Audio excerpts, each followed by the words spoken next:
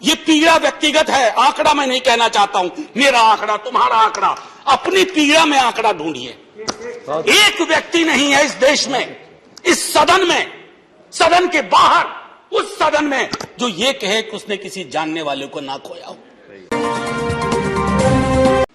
एक शोक संतप्त गणतंत्र के एक अदना नागरिक समझिए या एक जनप्रतिनिधि समझिए, उसकी ओर से कुछ बातें कही जा रही हैं और सबसे पहले माफीनामा उन तमाम लोगों को जिनकी मौत को भी हम एक्नॉलेज नहीं कर रहे हैं, जो हम जान ही रहे हैं कि वो मारे गए। तो ये माफीनामा सर सिर्फ मेरा नहीं है। मैं इसलिए ये बात कह रहा हूं कि मई के महीने में मैंने 6 आर्टिकल लिखे, संसद चल नहीं रही थी, कहां अपनी शिकायत ले जाते, किससे कहते।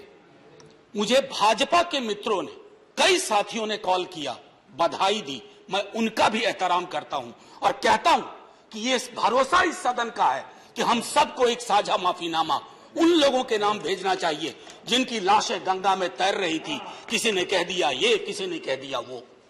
सर दूसरी चीज, मैंने कल सेक्रेटरी जनरल साहब से बात करने की कोशिश की, बाकी जगह भी, किसी 2 सत्र के बीच में सर 50 लोगों की ऑबिचुअरी आज तक कभी नहीं हुई संसदीय इतिहास में। राजीव सातव की उम्र थी जाने की इस दुनिया से। रघुनाथ महापात्रा जब मिलते थे गले लगाते थे, बोलते थे जय जगन्नाथ। अचानक में वो नहीं है। ये पीड़ा व्यक्तिगत है, आंकड़ा मैं नहीं कहना चाहता हूं, मेरा आंकड़ा, तुम्हारा आंकड़ा, अपनी पीड़ा में आंकड़ा ढूंढिए। एक व्यक्ति नहीं है इस देश में, इस सदन में, सदन के बाहर, उस सदन में जो ये कहे कि उसने किसी जानने वाले को ना खोया हो। सर पीड़ा कह सकता हूं। ऑक्सीजन के लिए लोग फोन करते थे, हम अरेंज नहीं कर पाते थे। लोग समझते हैं सांसद है, ऑक्सीजन पिछा देगा। 100 फोन में पूरे दिन में शाम को बैठ के देखते थे, सक्सेस रेट 2, सक्सेस रेट 3। हमको कौन सा आंकड़ा कोई बताएगा साहब? हमको नहीं किसी आंकड़े की बात नहीं करनी है।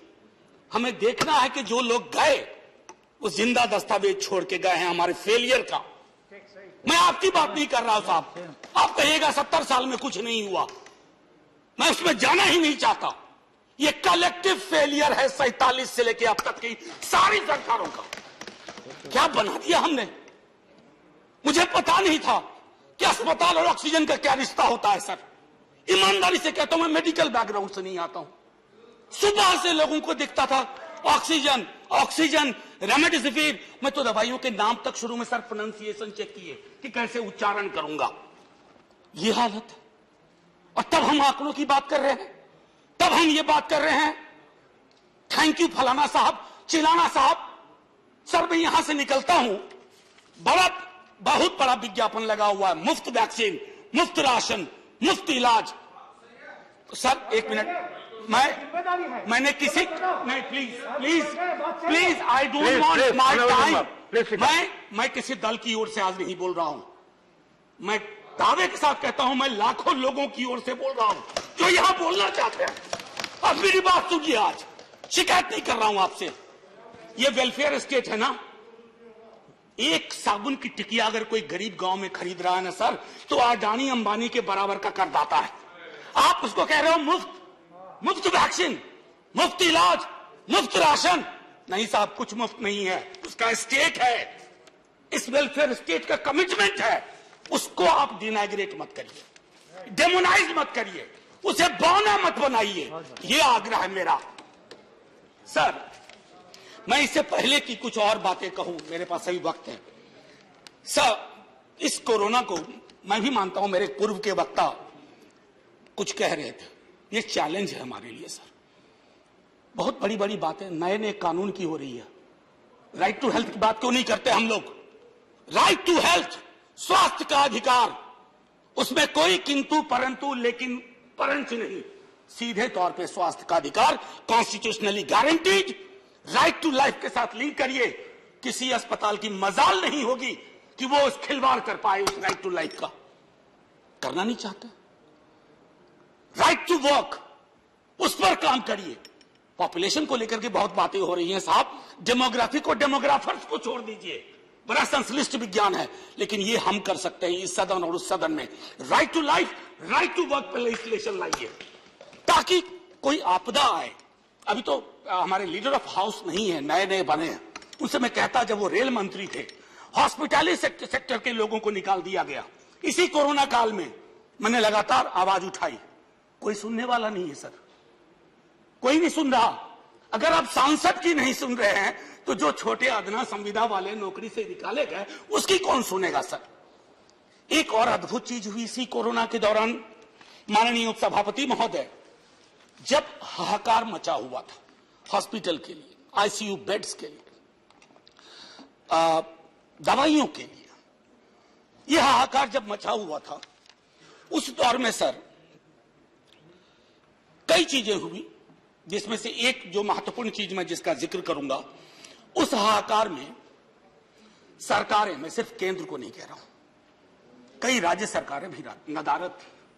वो 1.5 महीना कैसे बिताया है इस मुल्क ने, हमारे सदन के कोई लोग बड़ी मुश्किल से बच के आए हैं, मैं नाम नहीं लूंगा, पूरे देश ने वो वक्त कैसे बिताया है, नाइटमेयर की तरह लगता है सर, डरावना लगता है।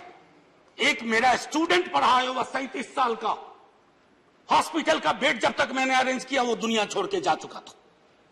मैं इसलिए बार बार इसको इसलिए ये कह रहा हूं कि इसमें व्यक्तिगत पीड़ा को ढूंढिए, तब हम इसका निदान ढूंढ पाएंगे।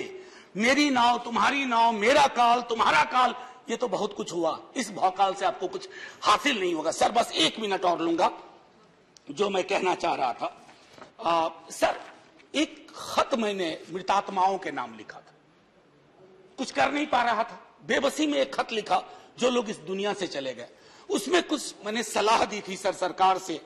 और ये जो उस बीच में कहा गया कि सरकारें फेल नहीं की, सिस्टम फेल कर गया।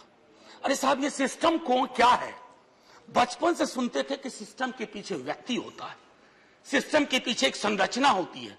अगर वो सिस्टम फेल किया है, चाहे दिल्ली में या किसी गांव की गलियों में, तो वहां की सरकारें फेल गई। सिस्टम का नाम इसे मत दीजिए, क्योंकि यही वो सिस्टम बनाते हैं। धन्यवाद। और आप बस आखिरी टिप्पणी करने दीजिए। प्रोफेसर धन्यवाद, आपको ज्यादा टाइम दे चुका हूं मैंने। सर बस 10 सेकंड लूंगा।